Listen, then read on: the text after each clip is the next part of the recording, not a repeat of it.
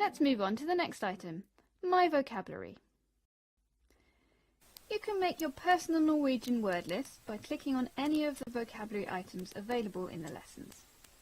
Each word has been recorded as a separate audio file, which means that it is going to be very easy for you to practice its pronunciation.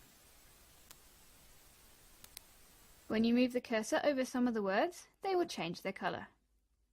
This will mean that they have already been added to your word list. If a word does not change its colour, you'll be asked to confirm if you want to add it to your list. Click on it to do so. A window will pop up, allowing you to enter your own translation and comment if you like. If you click on the My Vocabulary tab, you'll open the whole list you have created. All the vocabulary items you have added to it are displayed here with the loudspeaker icon next to them. It means that you can listen to their pronunciation. Next, you can use the Add Word option, which allows you to enter your own words. You can also print the list.